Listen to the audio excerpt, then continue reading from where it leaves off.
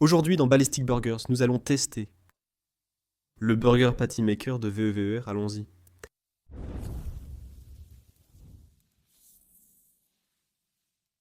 Très bien, donc VEVER m'a contacté et m'a demandé si je pouvais faire une critique de leur Burger Patty Maker.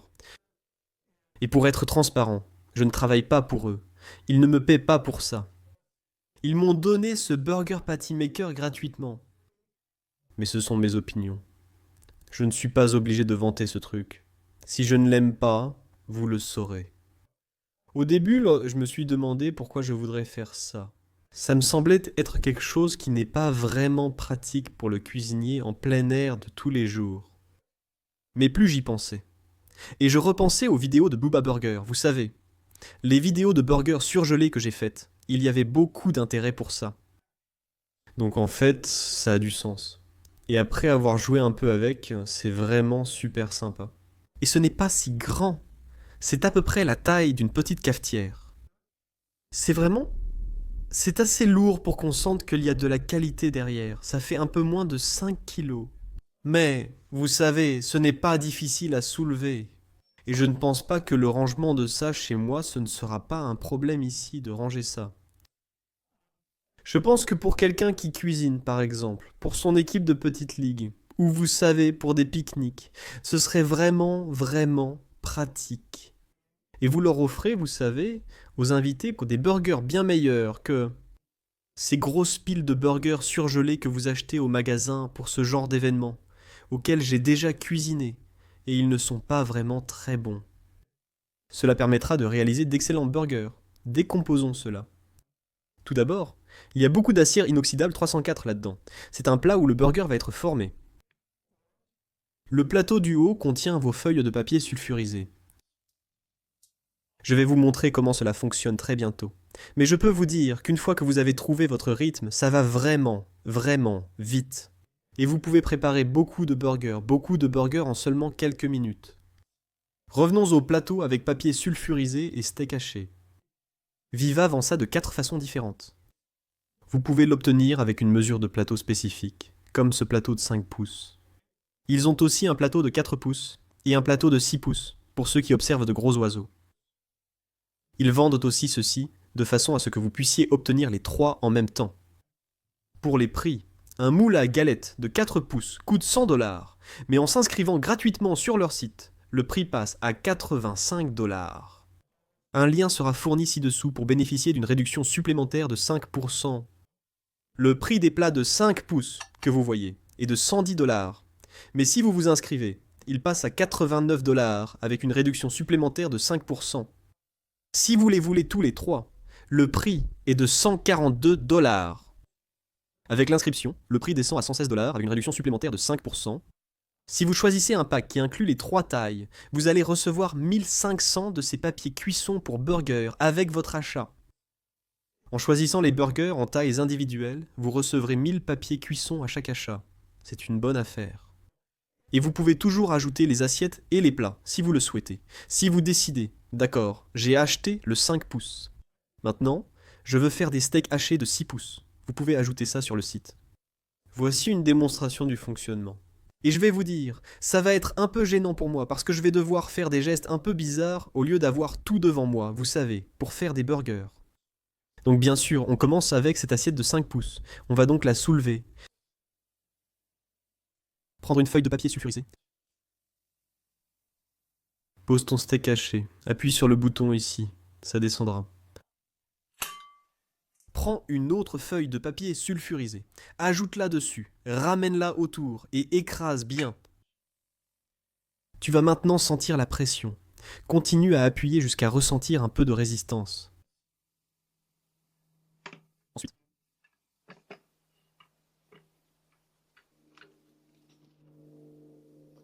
voici ta galette, c'est génial. La boulette de viande utilisée pour cette galette faisait 4 onces. Voici à quoi ressemble une galette de 7 onces dans ce plateau de 5 pouces. Donc encore une fois, on met du papier sulfurisé en dessous. On pose la galette ou la boule, on appuie dessus. Donc, papier sulfurisé en dessous.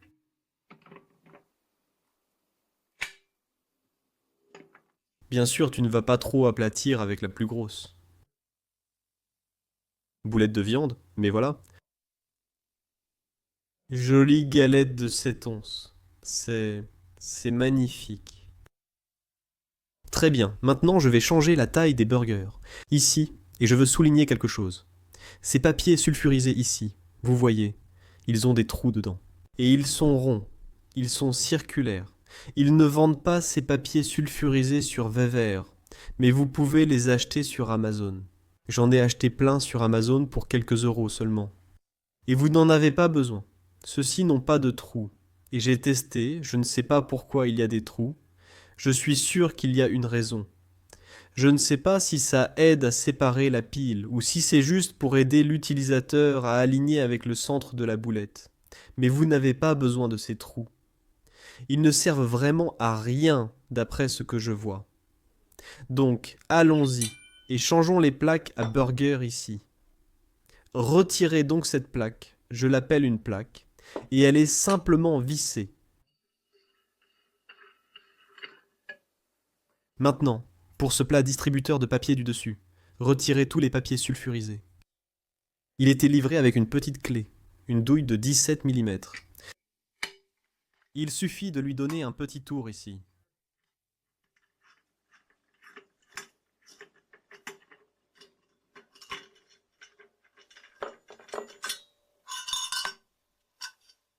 Vous pouvez utiliser un plateau en papier sulfurisé avec un support dessus.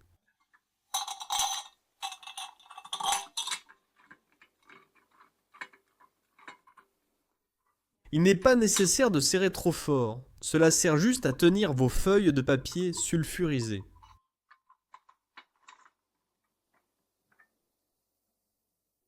Ce truc, l'écraseur. Boulon tourné à la main. Ici, la nouvelle plaque écraseuse de 15 cm se met en place.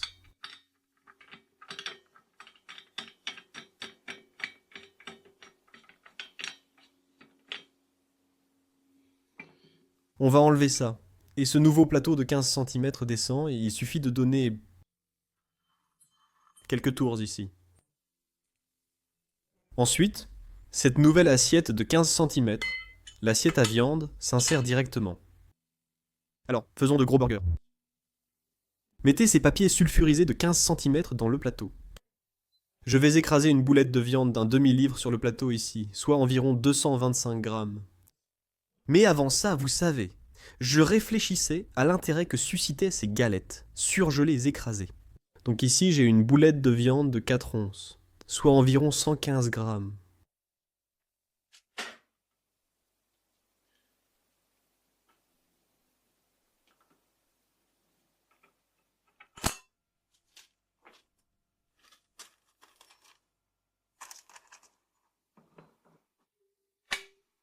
Je vais bien l'écraser et l'aplatir complètement. Je n'ai jamais fait ça auparavant, donc je ne connais pas la taille finale du steak. On va découvrir ensemble jusqu'où le presseur descendra.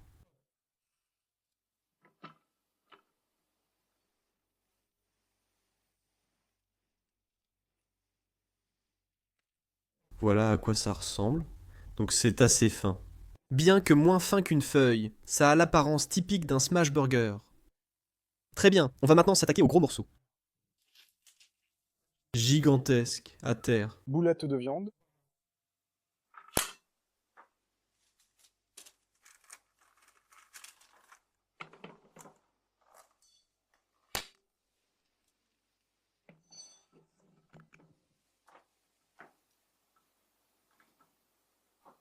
Voilà, nous y sommes. C'est un très très gros steak.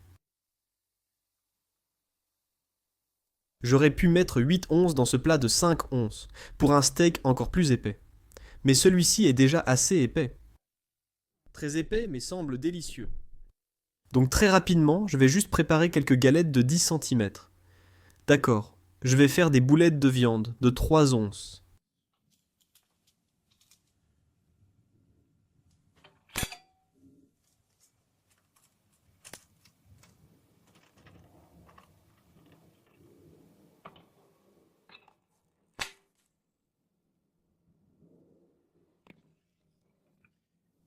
Et ce que je fais en écrasant ici, c'est qu'il y a un peu de lumière, en gros.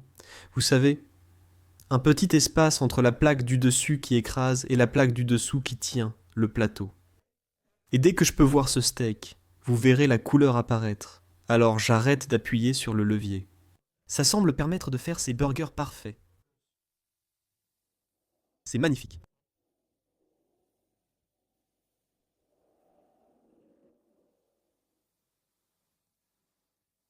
Donc il va vraiment te falloir un petit pain pour cela. On verra. Au fait, c'est 8020 que j'écrase. Je réfléchissais à nouveau à la popularité des burgers surgelés. Donc ce que j'ai fait, c'est que j'ai préparé des steaks de 5 onces. J'ai laissé le papier sulfurisé. Je les ai mis au congélateur, juste le temps qu'ils durcissent, qu'ils gèlent, puis je les ai mis sous vide.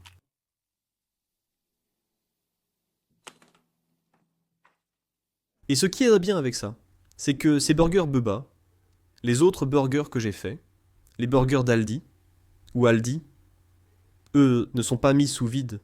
Ils sont simplement placés dans une pochette qui est scellée. Donc ils sont beaucoup plus susceptibles, vous savez, d'avoir des brûlures de congélation sur les bords. Et ceux-ci vont durer très très longtemps sans avoir de brûlures de congélation. Par curiosité, voyons comment ceux-ci cuisent. Allons à la plaque chauffante. Donc, comme pour le Bubba Burger, je vais le cuire congelé pour voir le résultat. En fait, il y a plus de 200 grammes de bœuf juste là. Ajoutez un peu de sel. Gardez à l'esprit que cela pèse presque 2 fois plus qu'un seul burger Bubba. Je vois de l'humidité remonter en surface et la couleur monter à plus de la moitié sur les côtés.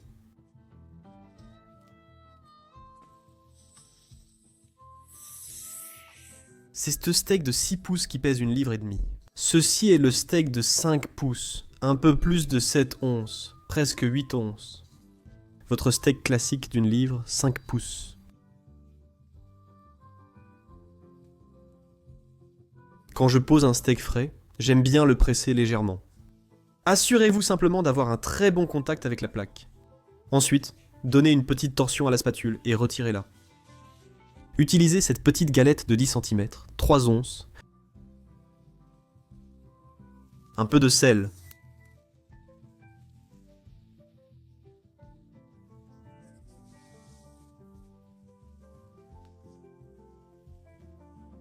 C'est vous?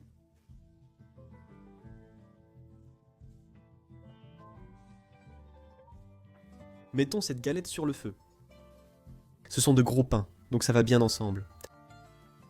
Bien frais, très finement tranchés. Oignons et quelques petits cornichons à l'aneth.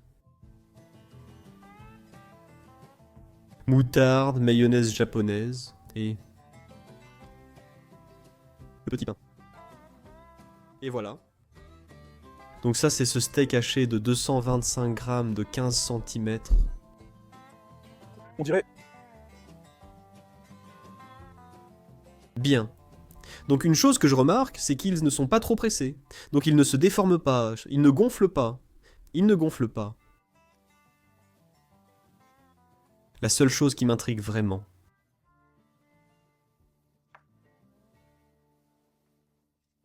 C'est bien le burger surgelé ?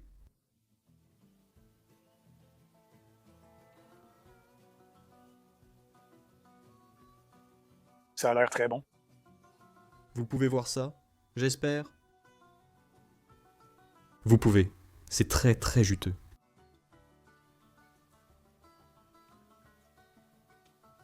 C'est bon.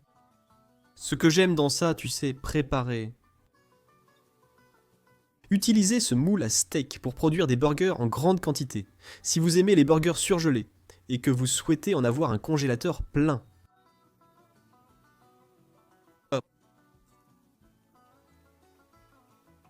C'est bon. Ou encore, si vous êtes dans une situation où vous allez faire un pique-nique ou quelque chose comme ça et vraiment cuire beaucoup de burgers, vous êtes capable de contrôler la qualité de votre bœuf, le ratio gras sur maigre, parce que honnêtement, j'ai déjà fait 3 vidéos sur les burgers surgelés et je ne sais pas, à moins que ça m'ait échappé, Quel est le ratio gras sur maigre? Je veux dire, ici c'est 80-20. Donc l'une des préoccupations que j'avais quand j'ai reçu cette machine, c'était d'écraser trop la viande. Vous savez, est-ce que la viande va être trop pressée? C'est quelque chose sur lequel j'insiste dans mes vidéos quand je fais un steak haché. Et la réponse est non.